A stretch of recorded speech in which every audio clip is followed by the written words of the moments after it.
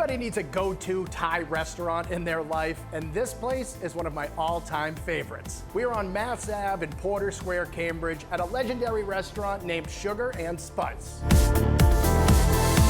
Sugar and Spice is owned and operated by Amy and Penjan. They're a mother-daughter duo, so this place is family-owned and female-owned, and most importantly, the food here is all about freshness and authenticity.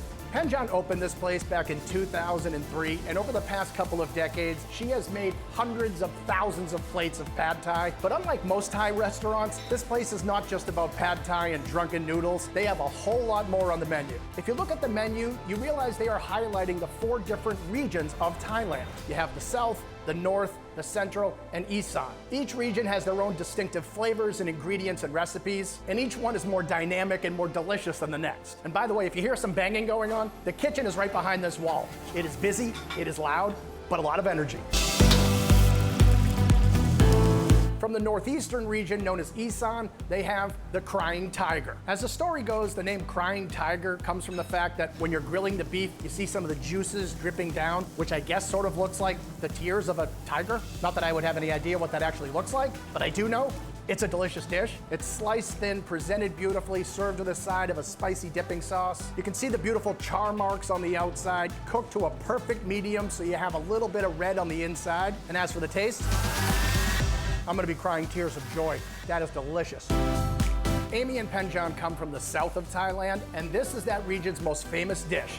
They call it chicken on fire. I mean, just check out the presentation of this dish. I mean, it is literally on fire, and it's a beauty to behold. You can see the cinnamon sticks singed, and they have a little bit of smoke. They actually have some coffee beans on the bottom. So as the juices from the chicken fall into the coffee beans, into the cinnamon, you get this aroma, this incredible, enticing smell. And if you're wondering, how do you eat this thing? Don't worry, after they light it on fire, they'll bring it back to the kitchen, slice it up nice for you, so you get those beautiful bite-sized pieces of white meat chicken. As soon as they serve one of these, the entire restaurant orders another.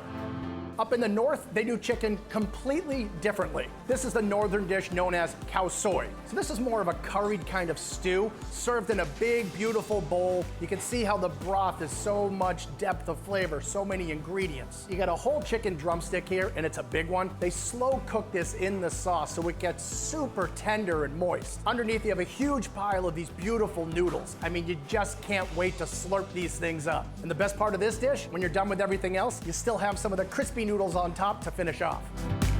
I always love Thai-style duck, and this is from the central region of Thailand. This is the tamarind duck. This is half of a boneless duck. It is slow roasted so the meat gets nice, tender, meaty, delicious. You have a little bit of crispiness on the outside of that skin, and it's served over a huge bed of vegetables so you can at least pretend like you're eating healthy for the day. The duck is already delicious by itself, but then you pour some of the sweet tamarind sauce over the top, adds another layer of texture and sweetness and stickiness. This duck dish is all it's cracked up to be.